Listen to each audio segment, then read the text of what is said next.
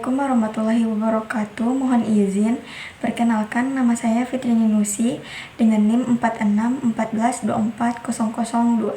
Saya berasal dari Fakultas Matematika dan Ilmu Pengetahuan Alam jurusan Pendidikan IPA kelas B. Di sini saya akan mempresentasikan materi saya yaitu tentang Islam menghadapi tantangan mendominasi atau dekadensi moral, narkoba, dan korupsi. Langsung saja masuk ke materi, yaitu yang pertama, tantangan moral dan sosial umat Islam. Umat Islam di era modern menghadapi beragam tantangan yang merongrong nilai-nilai luhur. Dekadensi moral, penyalahgunaan narkoba, dan korupsi merupakan fenomena mengkhawatirkan dan memerlukan perhatian serius. Selanjutnya yaitu dekadensi moral, yaitu merosotnya nilai-nilai etika dan spiritual. Dekadensi moral ditandai dengan melemahnya nilai-nilai etika dan spiritual dalam kehidupan. Hal ini disebabkan oleh berbagai faktor seperti pengaruh budaya asing yang tidak sesuai dengan nilai-nilai hukum Islam. Kurangnya pendidikan agama yang memadai serta gaya hidup konstitutif yang mementingkan materi. Yang pertama yaitu menurunnya rasa empati, yaitu kehilangan rasa peduli terhadap sesama, kesenjangan sosial semakin melebar. Yang kedua yaitu hilangnya etika moral, kejujuran, amanah, dan tanggung jawab menjadi hal yang langka. Yang ketiga melemahnya ketaatan, yaitu meningkatnya pelanggaran hukum dan norma sosial merupakan aturan agama. Yang keempat itu kemerosotan spiritual, hilangnya nilai-nilai luhur, lebih mengajar kesenangan duniawi. Selanjutnya yaitu penyalahgunaan narkoba, dampak buruk pada individu dan masyarakat. Penyalahgunaan narkoba merupakan masalah yang serius mengancam generasi muda. Dampaknya sangat buruk, baik bagi individu maupun masyarakat. Narkoba merusak kesehatan fisik dan mental, memicu tindak kriminal, serta merugikan perekonomian. Yang pertama yaitu dampak individu, penurunan kesehatan fisik dan mental, kerusakan organ, dan gangguan psikologis, yaitu seperti depresi, kecemasan, dan perilaku. Yang kedua yaitu dampak masyarakat, yaitu meningkatnya kejahatan, kerusakan moral, menurunnya produktivitas, beban kesehatan seperti pencurian, kekerasan, prostitusi.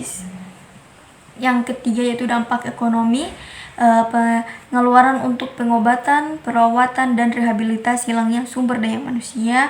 Contohnya yaitu kehilangan pekerjaan, kerugian ekonomi keluarga, dan beban negara. Selanjutnya yaitu korupsi, mengikis kepercayaan dan strategis umat. Korupsi merupakan penyakit sosial yang merusak tatanan kehidupan. Korupsi mengikis kepercayaan masyarakat terhadap pemerintah dan lembaga-lembaga negara, serta menghambat pembangunan dan kesejahteraan. Yang pertama yaitu penyalahgunaan kekuasaan, yaitu pejabat memastikan jabatan untuk keuntungan pribadi, melanggar aturan. Yang kedua yaitu kesenjangan sosial, korupsi memicu kesenjangan yang semakin lebar, memarjinalkan kaum miskin. Ketiga yaitu kerusakan moral, melemahnya nilai-nilai etika, kejujuran, dan tanggung jawab, mengarah pada budaya pasif. Yang keempat yaitu kehilangan kepercayaan, masyarakat kehilangan kepercayaan pada pemimpin, menghambat proses pembangunan. Selanjutnya yaitu pentingnya pendidikan dan pembinaan akhlak mulia. Pendidikan dan pembinaan akhlak mulia merupakan kunci utama untuk membangun moralitas utama pendidikan agama yang komprehensif, baik di rumah, sekolah, maupun masyarakat, harus diberikan sejak dini. Yang pertama yaitu pendidikan agama, mengenalkan nilai-nilai agama dan moral, menanamkan akhlak mulia, dan membentuk kepribadian Islami. Yang kedua yaitu pembinaan akhlak, pembina perilaku dan akhlak mulia melalui teladan dan pengajaran serta pelatih. Dan ketiga yaitu pengembangan karakter, penumbuhan nilai-nilai seperti kejujuran, amanah, tanggung jawab, dan toleransi, membangun masyarakat yang harmonis. Selanjutnya yaitu langkah-langkah konkret untuk memperkuat moralitas umat.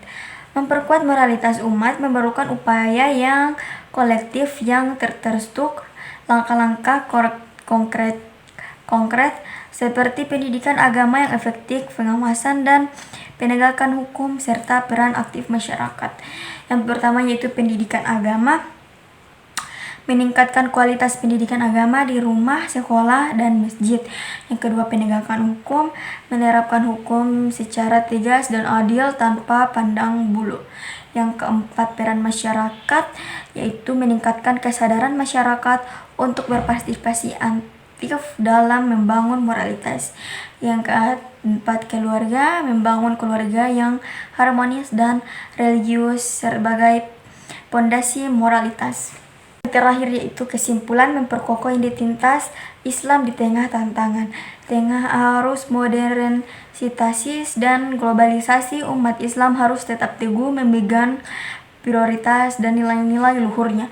Memperkokoh moralitas umat menjadi kunci untuk menghadapi tantangan masa kini dan membangun masa depan yang gemilang.